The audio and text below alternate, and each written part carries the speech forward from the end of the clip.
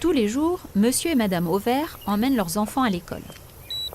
Leur quotidien étant bien chargé, ils utilisent le plus souvent leur voiture, pensant gagner en rapidité.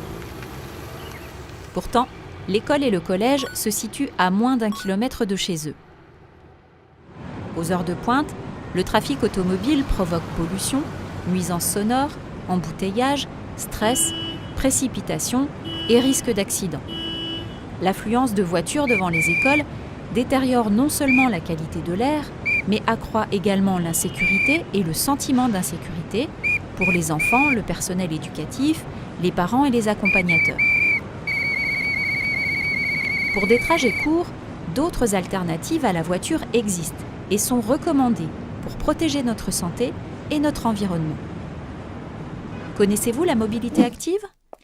La mobilité active, c'est l'ensemble des modes de déplacement qui nécessitent la force motrice humaine. Déplacement à pied, à vélo, en trottinette. Pourquoi recourir à la mobilité active ? Pour rester en bonne santé, l'Organisation mondiale de la santé conseille de pratiquer au moins 30 minutes d'activité physique par jour pour les adultes et au moins 1 heure pour les enfants. Se rendre à pied ou à vélo à l'école permet de garantir une partie de cette activité physique. Éviter les moyens de déplacement motorisés sur les trajets courts, c'est aussi diminuer son empreinte carbone. C'est donc bon pour l'environnement, pour votre santé, et vous donner un bon exemple d'éco-responsabilité à vos enfants.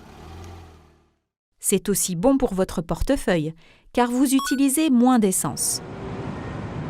Enfin, en diminuant le trafic automobile devant les écoles, vous gagnez en qualité de vie et en sécurité pour vous, vos enfants et toutes les personnes présentes. Fini les embouteillages, la pollution, le bruit et le stress. Vos enfants sont davantage protégés des accidents et vous gagnez en sérénité. Comment s'organiser pour davantage recourir à la mobilité active ?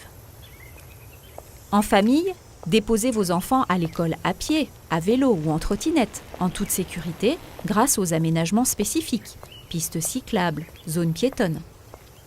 Les plus grands pourront y aller seuls, notamment grâce à l'éducation à la sécurité routière qu'ils reçoivent tout au long de leur scolarité. Les plus petits pourront être accompagnés grâce aux vélobus et pédibus qui existent dans certaines communes. Renseignez-vous dans la vôtre. Les parents d'élèves peuvent aussi créer leur propre réseau vélobus et pédibus, adapté à l'établissement de leur enfant. Pour cela, il est possible de se rapprocher des fédérations de parents d'élèves. Parfois, il existe déjà, dans l'école, un plan de mobilité scolaire auquel se référer. Pour en savoir plus sur les enjeux et politiques publiques, les actions possibles, découvrir des retours d'expérience et des ressources, rendez-vous sur le portail I7 Bourgogne-Franche-Comté.